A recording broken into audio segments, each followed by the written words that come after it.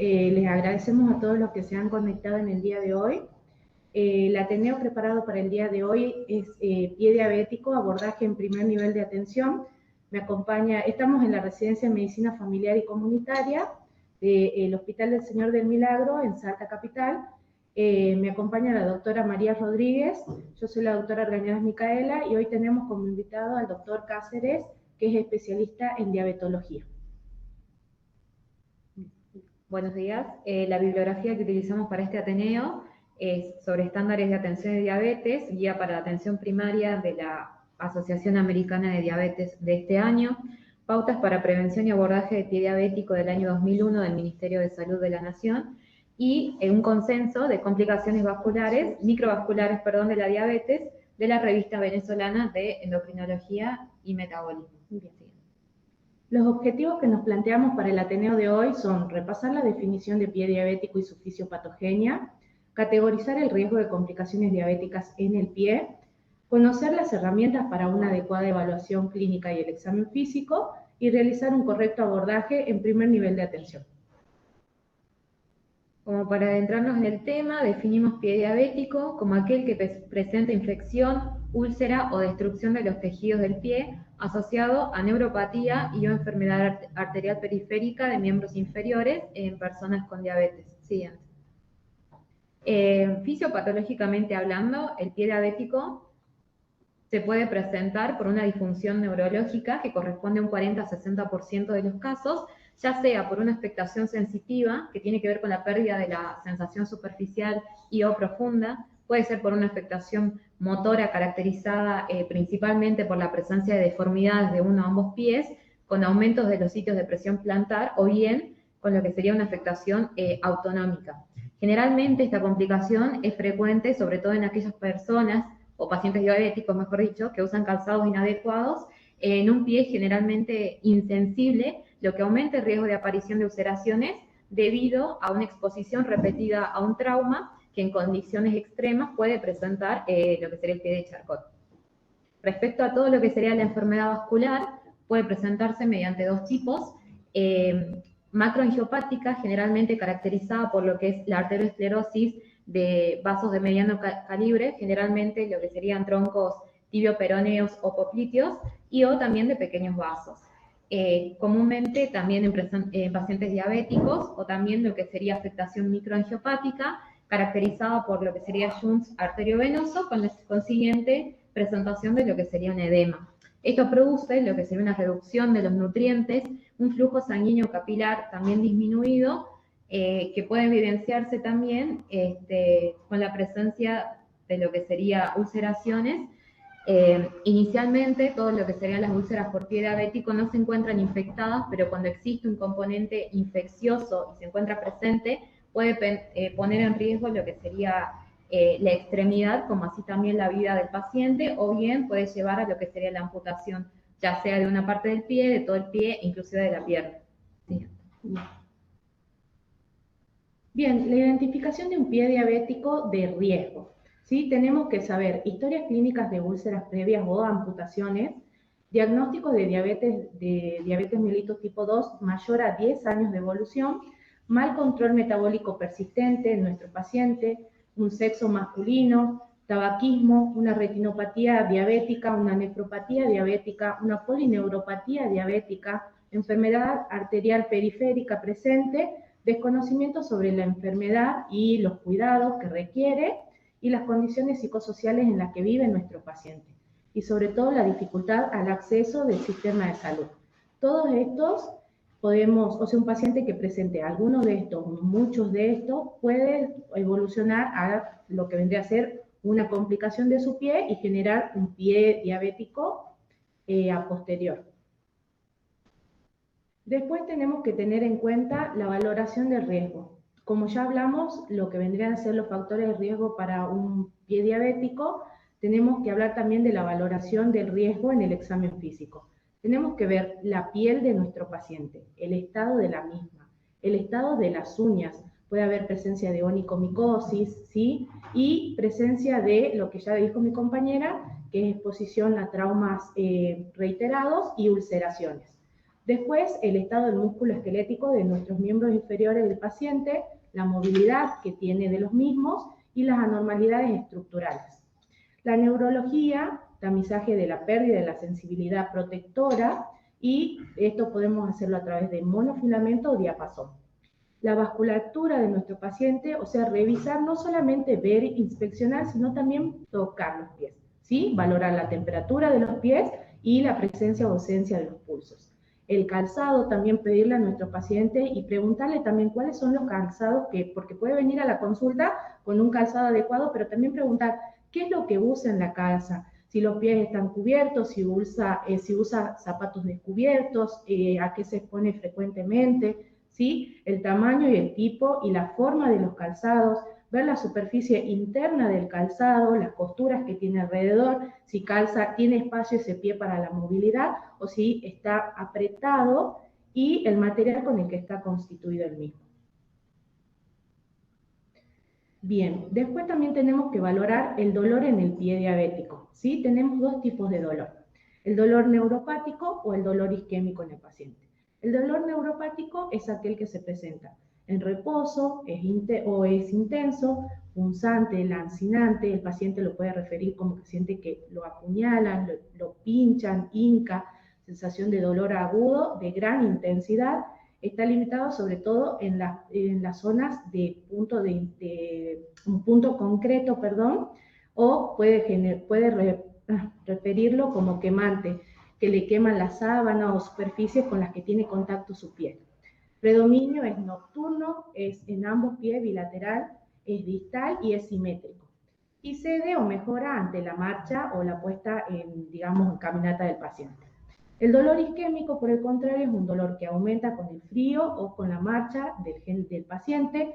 Se genera claudicación intermitente, fatiga muscular en miembros inferiores, hay incomodidad, hay sensación de calambre o dolor, que es de origen vascular, por eso es un dolor isquémico, ¿sí? Después, los músculos que son inducidos por la marcha o activados en la marcha o el ejercicio, y ahí genera el dolor y se alivia con el reposo o el descanso del paciente, sobre todo dentro de los 10 minutos posteriores al reposo. Si hay dolor en decúbito, cede o mejora ante los pies colgados en la cama y puede empeorar al elevar los miembros inferiores.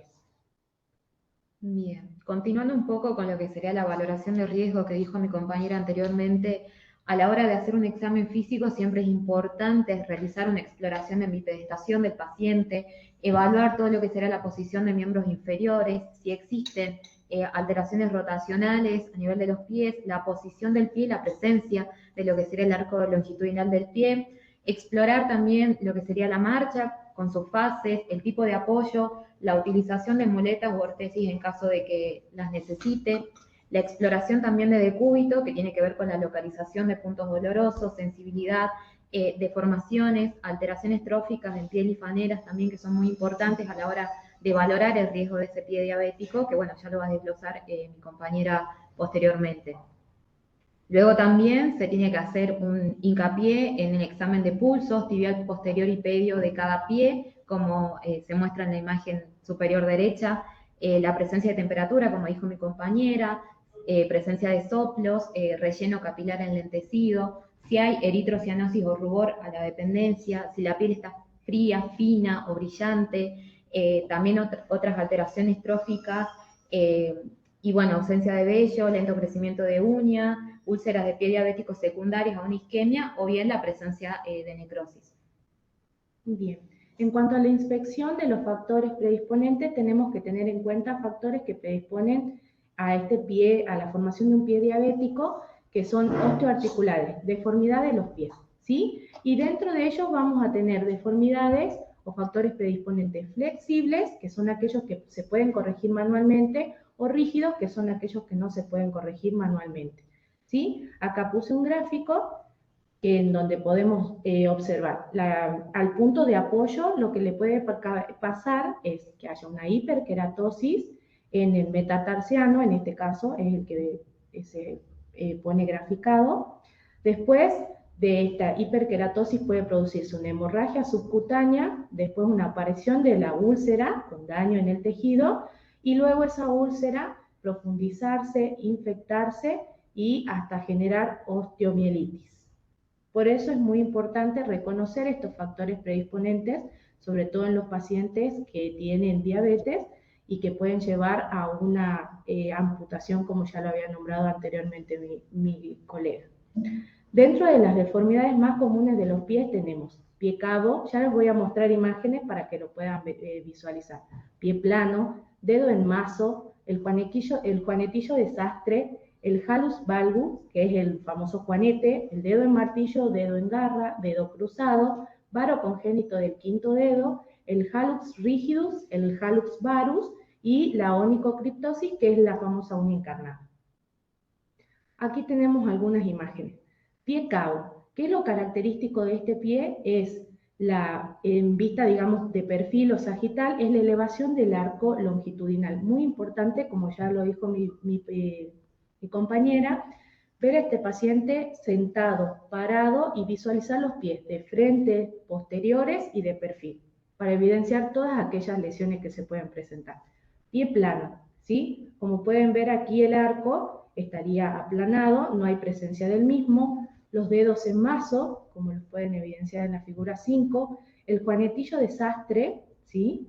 El hallux valgus, que es el famoso juanete, y lo que vendría a ser el dedo en martillo del área dorsal, del hiperapoyo, ¿ven? En esta zona. Luego tenemos los dedos en garra, lo que vendría a ser dedos cruzados, el hallux rigidus. Esta es una radiografía de lo que vendría a ser la posterior del pie, lateral, de perfil, en donde podemos evidenciar los dedos en garra, el quinto dedo supraducto, y el hallux valgus. Continuando con lo que sería inspección de factores predisponentes para categorizar riesgo de pie diabético, también tenemos que tener en cuenta ciertos factores predisponentes de piel lifaneras, como son alteraciones en la piel, alteraciones en las uñas, los signos de neuropatía y signos de enfermedad arterial periférica.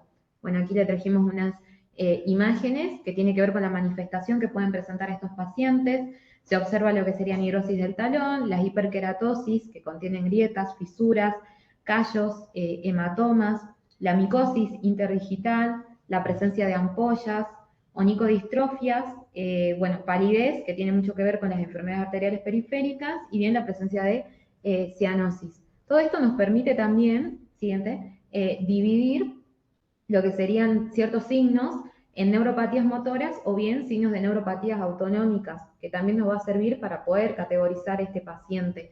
Siendo signos de neuropatía motora, la atrofia de músculos también interóseos y lumbricales. Se puede pedir a la persona también realizar ciertas maniobras, como por ejemplo la maniobra del abanico, donde se solicita a la persona que separe los dedos de los pies y se considera que la maniobra es patológica si no logra hacerlo. Se da una imagen en la parte inferior, en segundo pie, donde lo puede realizar correctamente. O bien tenemos signos de neuropatía autonómica, como la sequedad, anhidrosis, atrofia cutánea y grietas que mencioné anteriormente. Respecto a todo lo que serían métodos de evaluación de la sensibilidad de los pies, generalmente en personas con diabetes se sugiere como método de evaluación de la sensibilidad el monofilamento de 10 gramos como diagnóstico de la pérdida de sensación protectora. En el caso de que el monofilamento de 10 gramos no se encuentre disponible, tenemos otros métodos de evaluación como la prueba táctil de Ipswich o bien el diapasón de 128 Hz. Generalmente la pérdida de sensación protectora aumenta el riesgo de traumatismos externos o internos indoloros, como mencioné anteriormente en lo que sería la fisiopatogenia. Antes de realizar la prueba, siempre preguntarle al paciente la presencia de dolor, la aparición, localización, intensidad, características, irradiación, el alivio, la exacerbación, si existen parestesias o hormigueos en los pies, especialmente nocturnos, la presencia de hipoestesia, analgesia, alodinia, ¿sí? Siguiente. Esta prueba se realiza con un diapasón de 10 gramos que determina el riesgo de ulceración profunda. Generalmente consta de un filamento de nylon unido a un mango que al curvarse aplica una presión constante de 10 gramos y bueno, ¿cómo preparamos a esta persona? La acostamos en una camilla, sin zapatos, sin medias, le pedimos que cierre los ojos y previo a realizar la prueba lo que realizamos es aplicar el monofilamento sobre la mano de la persona para que ella pueda percibir y pueda ser reconocido. Luego procedemos a realizar el examen, que tiene sitios de aplicación específicos, como por ejemplo lo que sería el pulpejo del primer dedo o la cabeza, ahí está, del primer y del quinto metatarsiano de ambos pies. ¿Sí? Bueno, volviendo a la prueba, se le pide a la persona que tenga los ojos cerrados, se aplica el monofilamento perpendicularmente a lo que sería la superficie de la piel, con la suficiente fuerza para provocar la curvatura del mismo, aproximadamente durante 2 segundos. Generalmente esta prueba se la realiza 2 veces, y en caso de que sea una evaluación medio discordante, se la puede realizar una tercera vez. Se le pregunta a la persona si es que lo siente, y que también puede indicar dónde advierte lo que sería la presión. Es importante recalcar que el monofilamento lo que necesita es dejarse en reposo por 24 horas luego de examinar a 10 personas, y sugiere que sea reemplazado para cuando se encuentre curvado en reposo, presente rotura o torcedura, que al ejercer la presión, en vez de curvarse, llegue a quebrarse, o bien después de 6 meses de uso, si se utiliza diariamente, o luego de 12 meses con 500 mediciones, o bien si se utiliza con menos frecuencia, es recomendable realizar el cambio de este monofilamento, ¿no?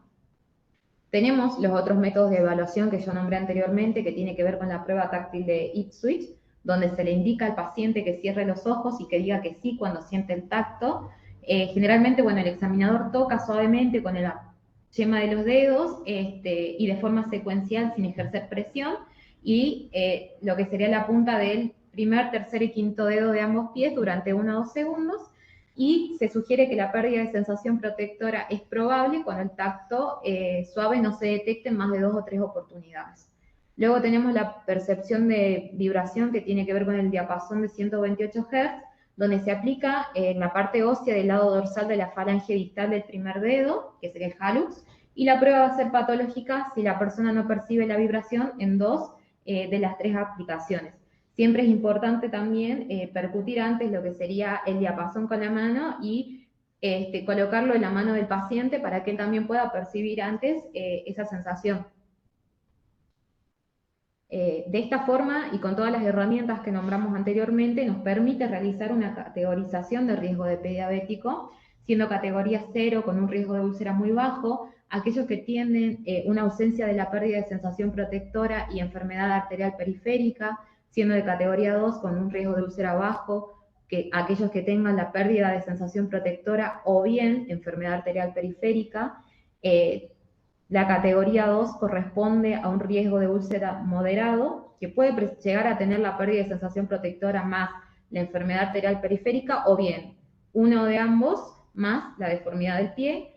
Y por último tenemos la categoría 3, que tiene un riesgo muy alto de úlcera cuando presenta pérdida de sensación protectora o bien enfermedad arterial periférica más uno de los antecedentes, ya sea antecedente de úlcera de pie, amputación mayor o menor de miembros inferiores o enfermedad renal terminal. Bien. En cuanto al tratamiento, tenemos que tener en cuenta, primero, un adecuado control glucémico que va a depender de la edad de nuestro paciente. Luego, un tratamiento de comorbilidades asociadas, si es un paciente obeso, si es un paciente hipertenso, si es un paciente tabaquista, manejo de los lípidos también en el caso de que haya hipertrigliceridemia, hiperlipidemia, para prevenir sobre todo el desarrollo y la progresión de las complicaciones crónicas de la diabetes.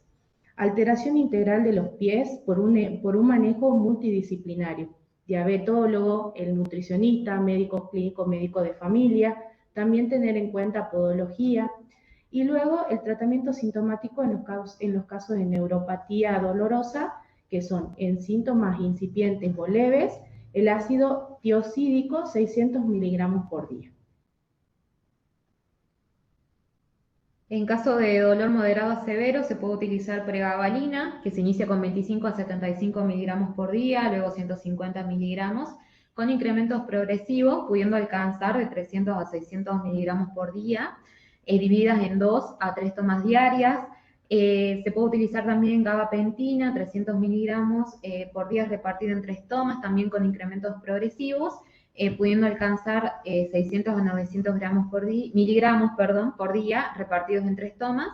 Podemos utilizar también amitriptilina y duloxetina. Importante recalcar que el tramadol únicamente se utiliza como tratamiento de rescate, pero no como un tratamiento de primera línea en este caso de pacientes. Bien, ahora sí, en cuanto a la estadificación del riesgo que ya habló en el cuadro previo mi compañera, vamos a ver en el tratamiento en pacientes con pie de bajo riesgo. No tienen alteración en la sensibilidad protectora, como ya lo dijo, ni hay deformidades de los mismos. No requiere un calzado especial, pero sí darle las pautas, digamos, de un calzado adecuado para prevenir, y después educar para que elijan calzados amplios, de materiales suaves, que no tengan irregularidades en el mismo, y se aconseja un calzado con cordones o tiras de velcro para adaptarlo mejor al pie. En estos pacientes no hay alteración vascular, no hay neuropatías o neuropatías ortopédicas, y clínicamente están, no hay neuropatías u ortopédicas clínicamente demostrables, por lo cual el control de los pies va a ser anual. Luego, en el caso de los pacientes con un riesgo moderado, hay presentación ya de alteraciones en la sensibilidad. Vamos a tener que tener en cuenta, deben tener muy presente que deben proteger sus pies, ¿sí? Por lo cual se va a hacer hincapié en una serie de estrategias. El calzado, tanto comercial como las medias, lo que perciba el especialista para evitar que elijan los calzados que puedan suponer un factor de riesgo y generar de un riesgo moderado a un riesgo alto para un pie diabético, ¿sí? Y dada sobre todo la falta de la sensibilidad de los mismos. En estos pacientes ya hay alteraciones ortopédicas flexibles, que son las que dijimos, que se pueden revertir mediante las maniobras manuales y o corregir mediante alteración de apoyo, pie plano, cabo, cualquiera de ellos pueden presentar, sin o con escasa afectación vascular o neuropática. Por lo tanto, en estos pacientes el control va a ser cada 6 meses. Antes de seguir con el pie de alto riesgo, es importante recalcar la importancia de lo que sería la educación y el control podológico en este tipo de pacientes. Generalmente en el pie de alto riesgo se hace un examen clínico de los pies cada 1 a 3 meses. Muchos presentan deformidades rígidas y además de las recomendaciones de calzado que empezamos a desglosar de a poquito, sí se los deriva para un tratamiento quirúrgico eventual, ya sea en un segundo o tercer nivel de atención. Y en presencia de úlcera y necrosis de pie diabético, sí se recomienda lo que sería el uso de dispositivos de descarga y también un seguimiento con lo que sería un equipo especializado. Bien. Luego, este es como a modo repaso de los manejos de las úlceras en el primer nivel de atención. El lavado, ¿sí? Recomendar la higiene de la herida con solución fisiológica o agua segura. No se utiliza rutinariamente lo que vendría a ser agua oxigenada, alcohol, yodo, povidona o clorexidina al 4%. Después debridar en el caso de que haya tejido o se haya cuidado de una úlcera ya, debridar el tejido no viable, elegir combinar un método quirúrgico o enzimático o autolítico, siempre supervisado el equipo de enfermería que esté capacitado o que sea mediante recomendación del médico. Controlar la infección si es que hubiese la misma con tratamientos locales, que es lavado con clorexidina, uso de apósitos para que el manejo de la carga bacteriana o antibióticos tópicos por un tiempo limitado. Siempre el manejo sí se usa. Antibióticos tiene que ser supervisado por los especialistas, ¿sí? No tiene que ser como indicado y sin control.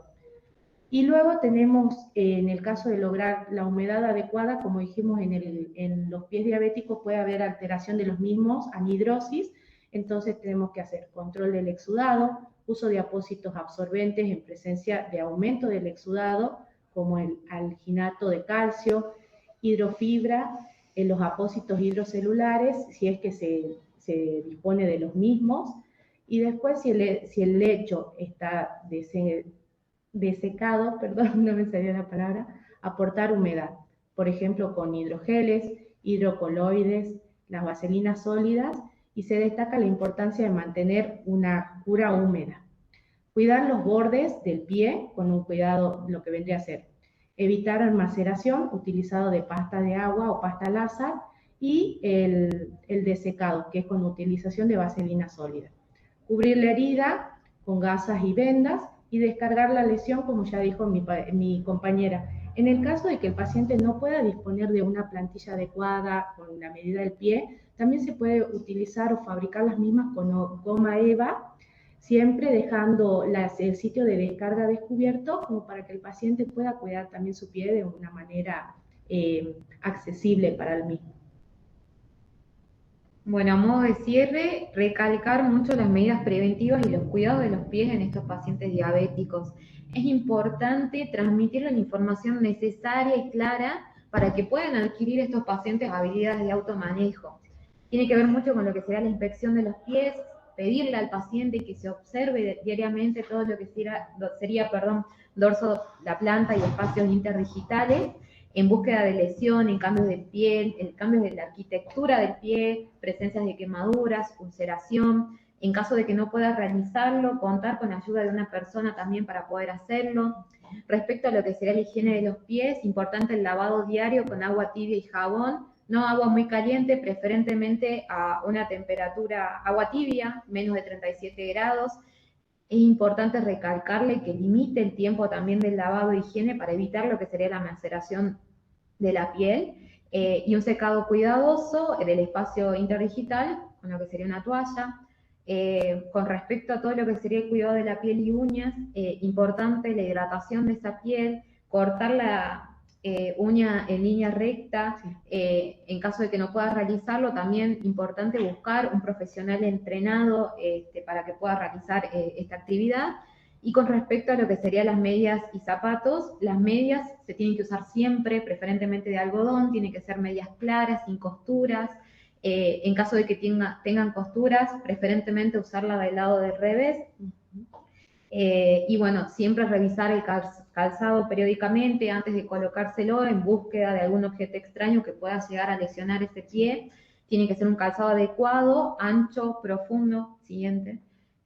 Lo dijo mi compañera hace rato, el tema de las orientaciones para descargar todo lo que sería el área de hiperapoyo, siempre el uso de plantilla personalizada con el realce del arco longitudinal, sino la plantilla de tipo goma eva, o bien Hanover o de un material blando con calzado adecuado. Y también la horma ancha, siempre recalcamos esto para evitar las lesiones en un pie insensible, para evitar roces, sino protectores de silicona para poder disminuir esa presión que puede estar ejercida por el pie.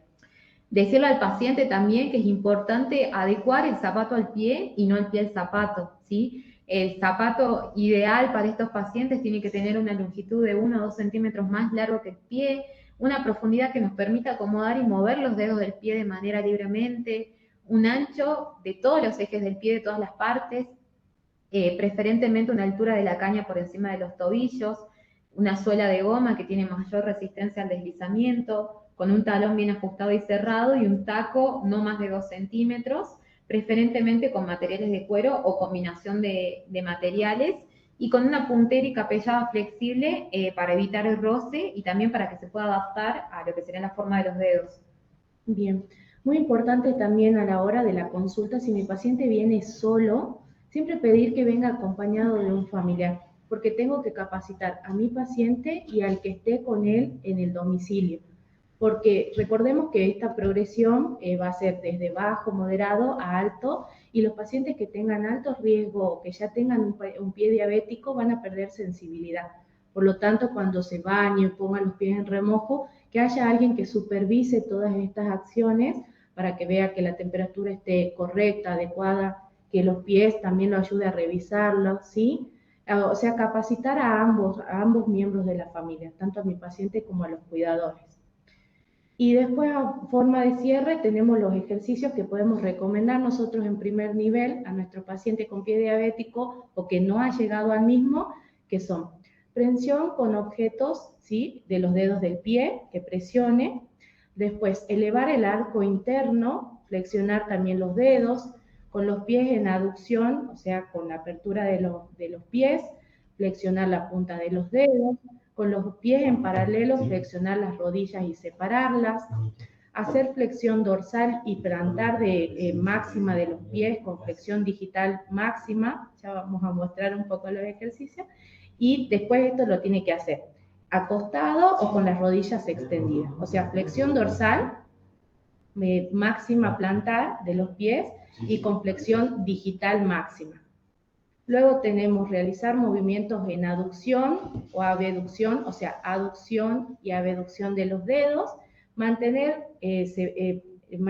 parado en un pie y sostener la postura durante 1 minuto y pararse en punta de pie y en talones. Esto va a hacer que haya movilidad del torrente sanguíneo, que mueva y utilice los músculos y reforzar también los mismos. Y la flexibilidad de los pies, porque como vimos en las deformidades más frecuentes, puede haber rigidez de las lesiones. Bueno, les agradecemos por haber participado del Ateneo. Estas son nuestras redes y ahora le vamos a dar apertura para que el doctor Cáceres haga acotaciones o si alguien tiene alguna pregunta para realizar. Bien. Héctor Ortega del Hospital de Cerrillos pregunta si la vaselina sólida estéril, ¿cómo la usamos?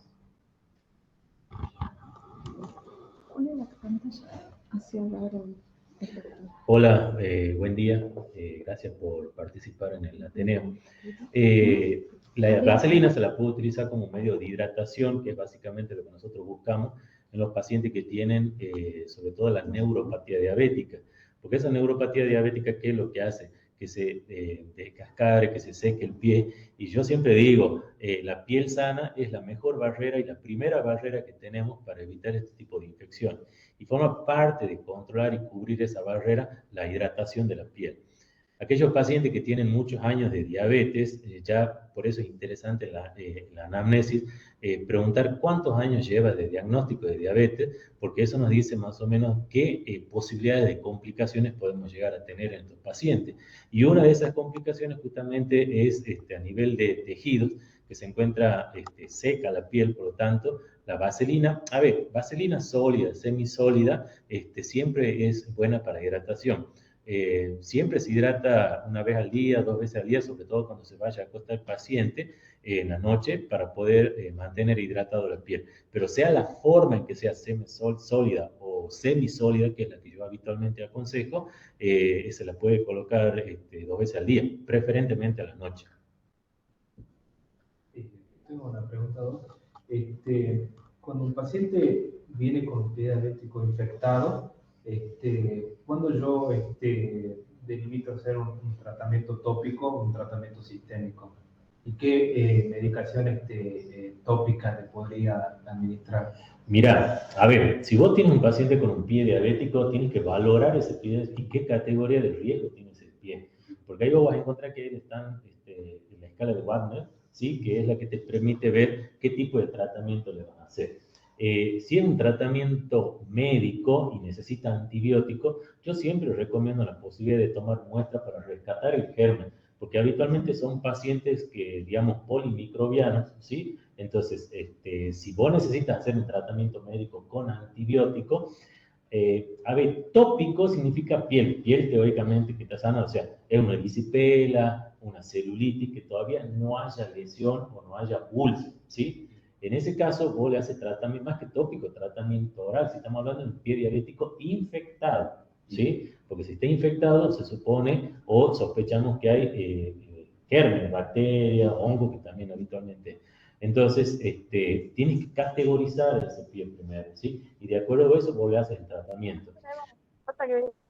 Habitualmente por vía oral, tópico, no sé hasta qué punto te sirve, por lo menos si yo veo una celulitis o una erisipela, que es una complicación aguda del pie diabético, el tratamiento por vía oral, tópico, por ahí no te va a servir, ¿me entiendes?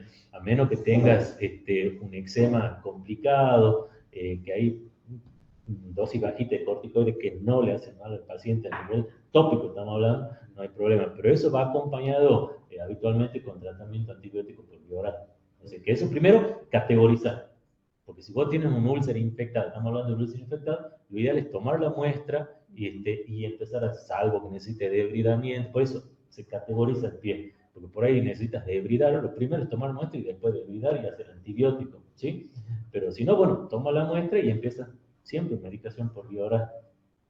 No sé si te no, respondo. Sí, está bien. ¿Y cuánto tiempo más o menos? O sea, uno en salud pública entiende que hay diferentes tipos de burocracia, está a unas veces llevar la muestra.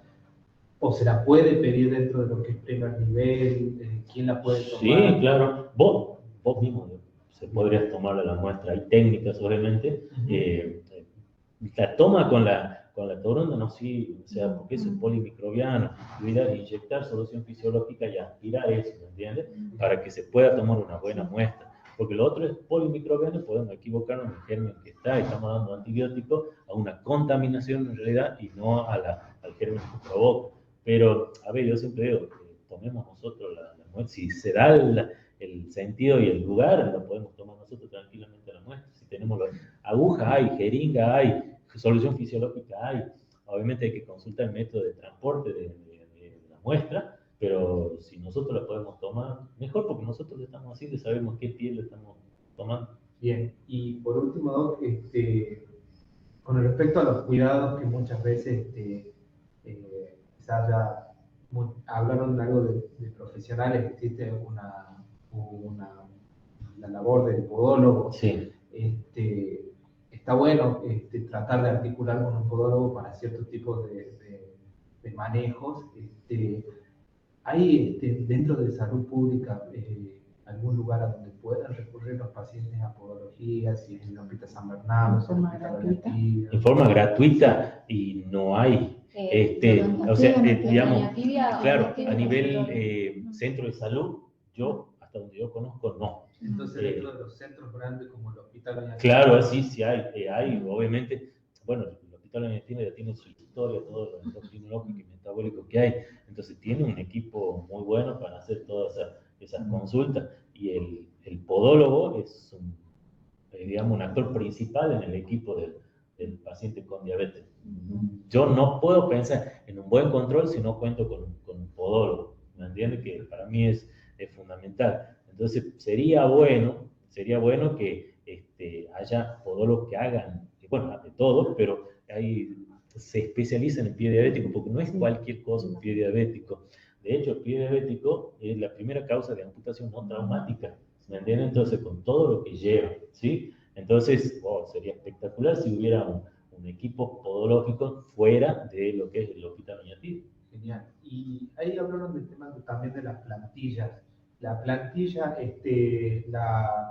¿quién la receta o dónde se accede? ¿La tiene que hacer un traumatólogo? El traumatólogo habitualmente valora el pie. Como te digo, el traumatólogo entra dentro del equipo también. ¿Me entiendes? Es un equipo. Vos trabajas con el traumatólogo, hablas con el traumatólogo, que nos parece, porque tiene una mirada diabetológica que es la mía y una mirada traumatológica que es la de él. ¿Me entiendes? Entonces se hace plantilla para tratar de que esas complicaciones que vienen con el paciente se vayan agravando. Porque el pie diabético, a ver, nosotros tenemos diabetes. Al tener diabetes es una enfermedad progresiva, no se cura ni se frena. Nosotros lo que hacemos es tratar de enlentecer lo más que se pueda en las complicaciones. Entonces, hay que ver en qué momento encontramos al paciente, qué tipo de lesiones tiene el paciente, porque no cualquiera va a poner plantilla. ¿Me entiendes? Hay pacientes que requieren el famoso pie de Charcot, que es una complicación última de estos pacientes, es una condición, pero hay que ver qué tipo encontramos, porque por ahí le puede hacer daño por úlceras por decúbito, en la plantilla también. ¿Me entiendes? Entonces hay que ver, y como siempre digo, categorizar de acuerdo al riesgo que ponían ustedes ahí, qué paciente tengo. Entonces, pero bueno, se articula con el traumatólogo estas cosas. Y así. Yo quiero hacer un aporte que me parece... Héctor Ortega del Hospital de Cerrillos pregunta si es aconsejable el uso en heridas del pie diabético, el uso de azúcar. Y es muy controversial eso. O sea, ¿qué es lo que hace el azúcar? Altera el pH del medio donde está, ¿me entiendes? Y eso hace que no, digamos, le quita viabilidad a las complicaciones por las bacterias. Qué difícil porque no hay nada en particular. Hay gente que lo utiliza, hay gente que no lo utiliza, pero yo habitualmente les recomiendo hidrogeles como para que podamos hacer las curaciones, ¿no? Hoy por hoy cada vez se especializa cada vez más en los pies y cada vez más elementos para curaciones hay. Pero, como te digo, eso depende de quién. Hay gente, como te digo, hay profesionales que utilizan, hay otros que no. yo recomiendo, no es que es la verdad, ¿no? Pero yo lo recomiendo por ahí las curaciones con hidrogel, que por ahí son desde mi punto de vista, mejor. Y las lesiones no se curan de la noche a la mañana, de un mes, no. Eso hay que tener en cuenta de que una úlcera infectada a veces te toma 6 meses, 7 meses, como mínimo para poder cerrar, ¿sí? Descartando, obviamente tenemos que identificar que esa úlcera sea infectada por diabetes, porque a veces son pacientes que el paciente es mixto, no es ni vascular ni neuropático. Puede predominar una de las dos fisiopatogenias, pero habitualmente es mixto el paciente, ¿verdad? Entonces, depende qué paciente, vuelvo a repetir lo que yo decía, tenemos que categorizar el paciente y de ahí ver con qué seguimos la curación, ¿verdad? Y sí me parece cubrir esas lesiones, porque a veces el paciente anda descalzo, anda en la casa, son anécdotas que yo tengo por ahí, que están descalzos, y es lo que quería aportar también, están descalzos, como tienen su neuropatía, se lastiman, se golpean. Hay pacientes que hacen fracturas patológicas, sobre todo mujeres que tienen osteopenia o osteoporosis, que se lo he visto, y no sienten nada. Entonces, en un pie diabético, saliendo un poquito de la respuesta que me pedían, en un pie diabético es prevenir esas lesiones, ¿sí? Ya tenemos el paciente con pie diabético, ¿sí? Pero hay que evitar con esos consejos. Así que bueno, no sé, es lo que recomiendo. Hay mucha gente del interior, es muy poco probable que consigan hidrogeles, y en los hospitales del interior, cuando llegan los pacientes, en enfermería se usa mucho el azúcar. Sí. Pues te digo, no es no, ¿me entiendes? Claro. Que no es no, y ver cómo evoluciona. Porque si nosotros nos ponemos a pensar por qué le ponen azúcar, tiene su sustento también, ¿me entiendes? Que digamos, lo alcaliniza al medio, perdón, lo acidifica al medio, y eso hace que no se bueno, en nuestra época curábamos con azúcar, doña Tibia, pero va cambiando todo eso, ¿me entiendes? Pero no está mal. Si se cura con azúcar, taparlo, ¿sí? Y hacerle el seguimiento continuo de ese paciente para ver cómo evoluciona. Y si no, fisiológica, la solución fisiológica malada, a veces recomiendan también Platzul, que es un reconstituyente por lo combinado que tiene. Pero bueno, el azúcar, sí, no es que no se puede utilizar. Si no hay medio, bueno, de última se puede utilizar, pero es un elemento más que tenemos para curar. ¿Y el oxígeno hiperbárico? Y mira, también hay discusión con respecto a eso, ¿sí? No hay nada que te diga que te va a curar la úlcera del oxígeno hiperbárico. Aquí hay uno solo, pero también lleva su tiempo, ¿sí? Hacen cápsulas de vacío, bueno, ¿para qué? Para que genere el reconstituyente, altere todo lo que es la flora, pero nada hay en concreto, todo ayuda, pero hoy no está tan disponible eso, ¿no? Así que, pero a ver, puedo hacer unos aportes. Sí, el pie diabético lo tenemos que identificar primero, ¿sí? ¿Cómo lo identifico? Primero, desde que entra el paciente, a ver cómo entra. Con la marcha. Exactamente, ¿sí? Uno con los años va viendo, entonces ya va viendo cómo viene el paciente, y preguntarle cosas básicas. ¿Hace cuándo que tenemos diabetes? Porque como le decía al principio, tengo más de 10 años, yo ya sé que voy pensando en un paciente que ya tenga una complicación neuropática. ¿Cómo está de su parte metabólica, de su diabetes? Si estamos bien, no estamos bien, porque si estamos con hiperglucemia, habitualmente esos estados de hiperglucemia aumenta la sensación de dolor de sus pacientes, ¿me entiendes? Entonces no puedo pensar en que tengo un buen control de un pie diabético si no estoy bien desde el punto de vista metabólico también, ¿sí? Entonces, eso es súper importante. Otra cosa que yo había notado, el tema del examen físico. El examen ya son tips, ¿no? Porque ya el examen físico es importante, ¿me entiendes? Entonces, hay que hacer mínimamente, si se puede, los 3 momentos del examen físico.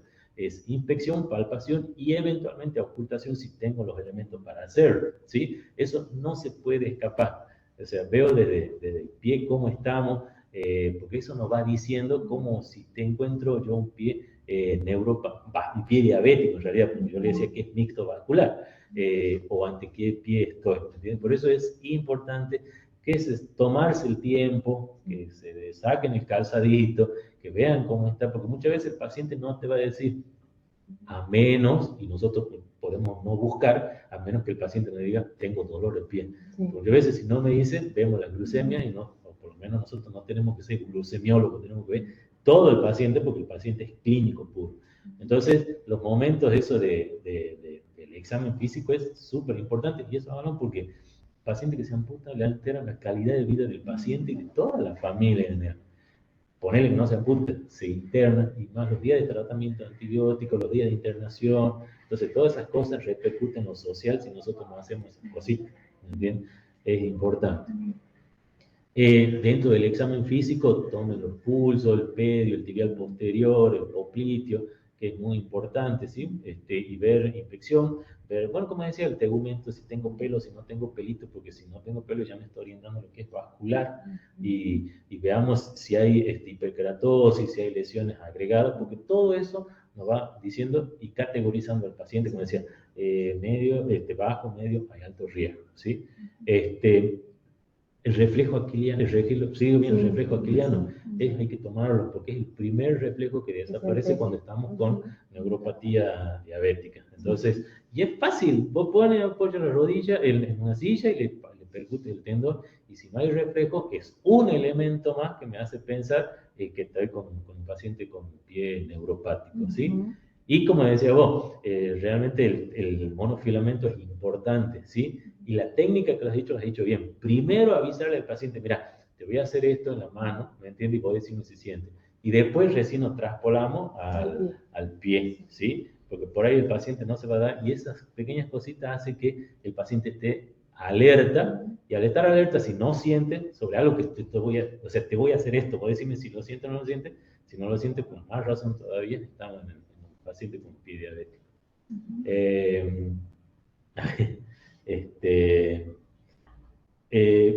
Bueno, ya hemos hablado del tema de la otra cosa. Casados muy altos, las mujeres por ahí utilizan, ¿me entienden? Entonces se hacen lesiones a nivel de la antepié, ¿sí? Entonces, a veces son, digamos, utilizan mucho y tienen una descarga a nivel en la región anterior del pie, y eso también te predispone a tener los pies diabéticos, ¿sí? La otra cosa que también he visto es las medias, como vos dices, tratemos de usar medias sin borde, porque si no eso también lesiona. Como el paciente no siente, entonces por ahí no se da cuenta. Y algo que yo siempre le digo, no puedo, yo uso el espejo, yo le digo a los pacientes que utilicen el espejo si están solitos. Entonces me pongo lente, o si veo el espejo, con el espejo en la planta de los pies me puedo ver qué tengo. Yo les recomiendo siempre si estoy solo, ¿me entienden? Entonces yo veo ahí si hay lesiones o no hay lesiones. Yo como autor propio de mi cuidado, siempre lo recomiendo para ver la planta de los pies. Y otra cosa, la actividad física también es importante. ¿Sí? La actividad física es muy importante porque ¿por qué nos mantenemos parados? Por la vista, por el oído y los propioceptivos que es a nivel de los pies. El paciente muchas veces tiene alteración de la estabilidad por el pie diabético, ¿sí? Porque es un pie neuropático. Entonces la actividad física, ojo, es un elemento más que se suba para el cuidado, pero hace que estemos en actividad, vamos arriba, abajo y empezamos a reconocer los lugares, y eso te da información a nivel cerebral de cómo estamos. Por eso la actividad física no solamente mejora el azúcar, la glucemia, no solamente mejora lo que es la parte de aquellos factores como colesterol, triglicéridos, LDL, que es el aterogénico, sino también te da cierta estabilidad, siempre hablando en un contexto que esté el paciente bien, ¿me entiendes? Por eso la actividad hay que recomendarla, y es tan importante como toda la medicación. Bien, perfecto. Yo quería por ahí agregar que, así como cuando andan descalzos y no sienten, ahora en el invierno es muy frecuente que se pongan bolsas de agua caliente, o pongan los pies cerca de la estufa y claro, no sienten. Calientan las botellas, el ladrillo, todo. Tenía pacientes que se quemaron con las bolsas de agua, ampollas, ¿me entiendes? Porque no lo sienten. No lo sienten. ¿Sí? El tema de medicación también es importante. Ahí había la pregabalina. Primero se empieza con antiinflamatorios cuando se lo permita, básicos primero, para no pasar en escalera, ¿me entiendes? Después cita la otra pregabalina, ácido tiótico, la duloxetina también que se utiliza, ¿sí? A veces hay pacientes que no duermen realmente porque es nocturno básicamente, Sí, no pueden sí. tener todo el día, pero Pero- básicamente en calcetín que le dicen que es la tipo de la neuropatía, que no duermen, pero lo ideal es empezar con antiinflamatorio, sigo bien, antiinflamatorio, paracetamol de 1 gramo, siempre y cuando la parte renal esté bien, ¿entendés? Pero si no, ya se pasa, sobre todo ¿viste? Con el interior por ahí no hay acceso para ese tipo de medicación, que es más complicado. Pero va de la mano con un buen control metabólico. Si no, vamos a calmar el dolor, pero termina el efecto y vuelve. O sea, va de la mano eso. Y como dice vos, o sea, decirle a los pacientes que vean, que no anden descalzos, que utilicen calzados cómodos.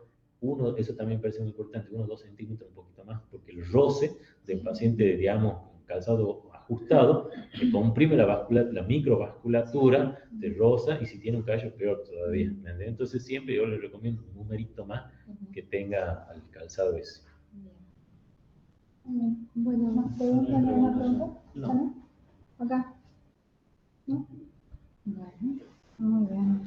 Gracias. Chicas. Bueno, les agradecemos a todos por haber participado del Ateneo del día de hoy. Aquí les dejamos nuestras redes. Este Ateneo va a quedar grabado y en nuestras redes pueden colocar preguntas, dudas, sugerencias de temas que quieren tratar. Y bueno, Nada, agradecerle al doctor Cáceres por el aporte y a todos por sus preguntas. Y bueno, nos vemos la semana que viene en el próximo Ateneo. Muchas gracias.